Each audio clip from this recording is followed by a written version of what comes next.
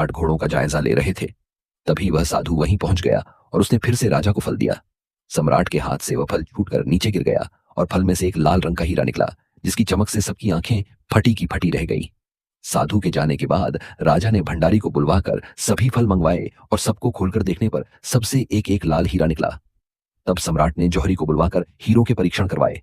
इससे पता चला एक एक लाल हीरे छोटे मोटे राज्य के बराबर मूल्य के हैं। आश्चर्यचकित सम्राट ने साधु को बुलाने का आदेश दिया। एकांत में सम्राट ने साधु से पूछा कि आप इतने अमूल्य हीरे कहां से लाते हैं? तब योगी ने उत्तर देते हुए कहा, महाराज, यह रत्न मैं अपनी सिद्धियों से प्राप्त करता हूं। साधु ने कहा, गोदावरी नदी के किनारे स्मशान में मैं एक साधना सिद्ध कर रहा हूं। उसके सिद्ध हो जाने पर मेरे मनोरथ पूरे हो जाएंगे। इसके लिए आपकी मदद चाहिए। यदि मैं आपको पहले ही यह बता देता तो शायद आप मेरी बात बिना पूरा सुने ही मुझे भगा देते। इसलिए मैंने यह तरीका अपनाया। साधना की अंतिम रात्रि पर मेरे सिद्ध स्थान पर अकेले आकर मेरी सहायता कीजिए। राजन, इससे अधिक मैं अभी आपको बताने में असमर्थ हूं। सम्राट सब समझ रहे थे। उन्होंने साधु को उत्तर देते हुए कहा, अच्छी बात है, साधना के अंतिम दिन सूचित कीजिएगा। मैं आपकी सहायता हेतु अकेला ही आऊंगा। कुछ दिन उपरांत अमावस्या की रात्रि आ गई। अमावस्या की आधी रात को राजा साधु के पास पहुंचे।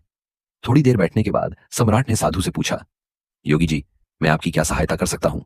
साधु ने कहा, राजन, यहां से दक्षिण दिशा में 2 कोस दूर शमशान में एक सिरस का पेड़ है। उस पर एक शव लटका हुआ है।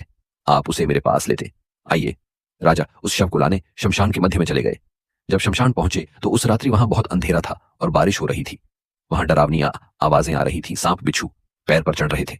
जंगली जानवरों की भयावह आवाजें आ रही थी। अघोरी शवों को खा रहे थे, पर इन्हें क्या पता था कि वह कोई मामूली मानव नहीं, सम्राट विक्रमादित्य है। बिना किसी भय, बिना किसी डर के सम्राट विक्रमादित्य आगे बढ़ते गए।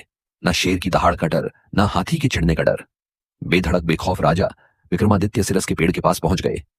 पेड़ की जड़ से ऊपर तक उस पूरे पेड़ में आग लगी हुई थी और पेड़ पर रस्सी से बंधा एक शव लटक रहा था। सम्राट ने अपनी तलवार से उस रस्सी को काटकर नीचे गिरा दिया। गिरते ही शव दहाड़े मारकर रोने लगा। तब राजा ने पूछा, तू कौन है? राजा के पूछते ही वह शव दहाड़े मारकर हंसने लगा और वापस जाकर पेड़ पर लटक गया। विक्रमादित्य पूरे खेल को समझ रहे थे। उन्होंने फिर से तलवार से रस्सी को काटकर शव को नीचे गिरा दिया। इस बार उन्होंने अपने हाथों में जकड़कर उससे पूछा, तू कौन है? इस पर उस शव ने कोई उत्तर नहीं दिया। तब सम्राट विक्रमादित्य ने उसे चादर से बांध दिया और फिर उसे लेकर चल पड़े। रास्ते में शव ने कहा, मैं बैताल हूं, तू कौन है और मुझे कहां ले जा रहा है?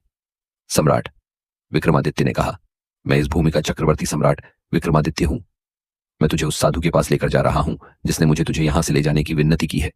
तब बेताल ने कहा, तेरे साथ चलने की मेरी 2 शर्तें हैं।